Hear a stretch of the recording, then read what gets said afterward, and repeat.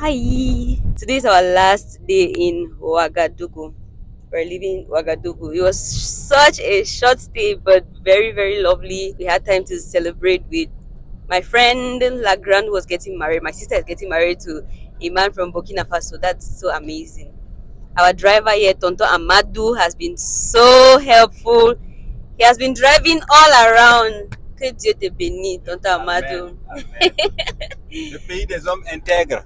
Le pays des hommes intègres. Ouais. Voilà, Burkina Faso. Burkina Faso. Le pays de Thomas Sankara. Le pays de Thomas Sankara. Yeah. The man of integrity. Intégrité. Integrity. Ouais. La patrie ou la mort. Our tour around West Africa continues. Today we are leaving Ouagadougou for Togo, like anywhere in Togo. This is what we did not know. The VIP bus that goes to Togo, precisely Lomé, it leaves at 4 a.m. Hopefully we get the bus here that goes to Togo.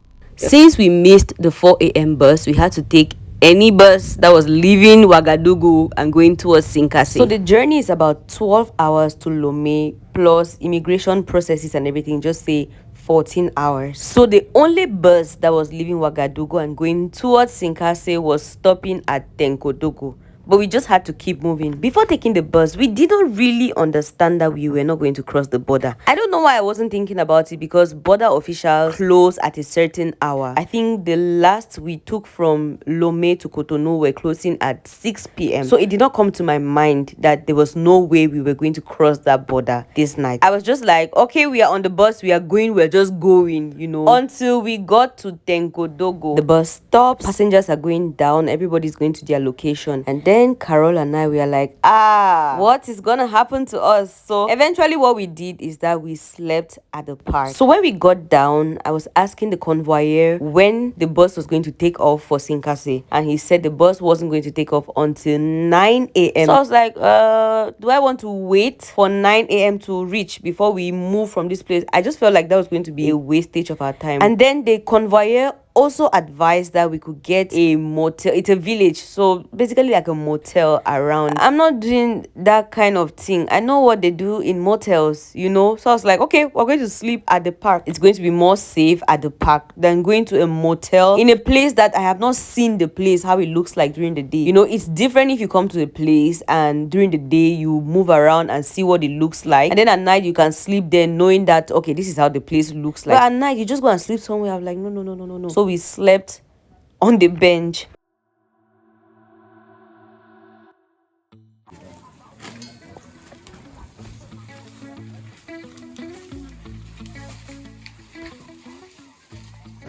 Morning.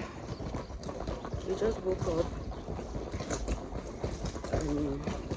A bus that comes from Sinkasi is supposed to arrive here at 9, but that's too far. That's like 3 hours away. So we'll stand on the road and we'll get any car.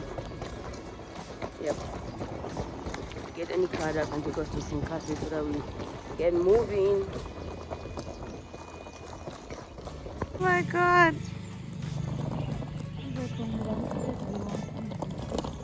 We're in some village in Burkina Faso. I don't even know where this is, but it's close. Oh, this is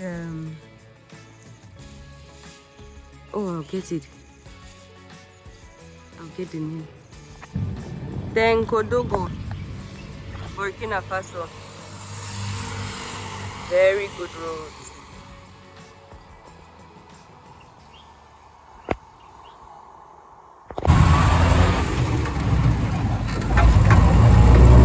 Because we just wanted to be advancing, we took this bus, which wasn't going to the border. It was going to a village before the border. So when we got to that village, we took bikes and then we got to the border.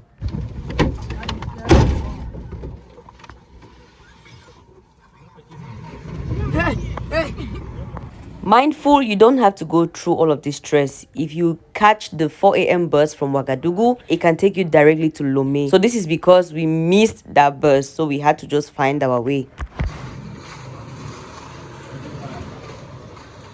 It's 9:54. We just got to Togo.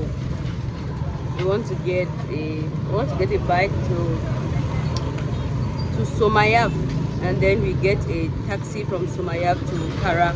Exiting Burkina Faso, and this was totally uncalled for. We were asked to pay 2,000 francs to stamp our passports. Nowhere was it stated that we had to pay that money, but the officers there were bent that we had to pay that money. So we paid that, and then we moved to the Togo side of the border. Now, the Togolese border, this is the border that kept us there the longest. Why? These people check details. They are going to call the head office in Lomé to find out if those visas that you got are legit. So this is the only country that paid attention to the visa that we got. Getting into Burkina Faso, nobody really checked the authenticity of the visa. Maybe we printed it ourselves or stuff like that. But getting into Togo, they had to call in Lomé, gave our visa numbers so that they could check to be sure that it was valid. Took pictures, so we stayed there for long.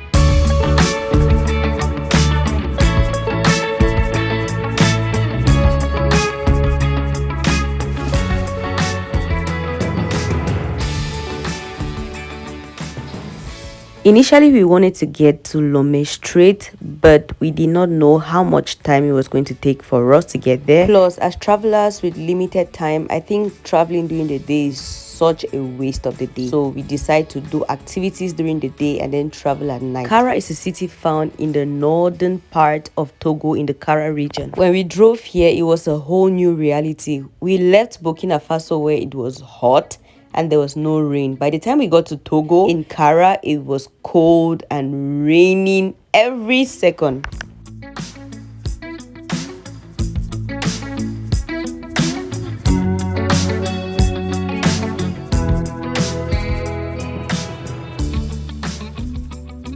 In the next video, I'm going to show you how people live in Kara. We're going to visit a couple of markets and just to go around the town for you to see how beautiful this place is. I was blown away by how green and beautiful this town is. And I think it's the same experience I had all around Togo, even Lomé. Everywhere was just green and beautiful.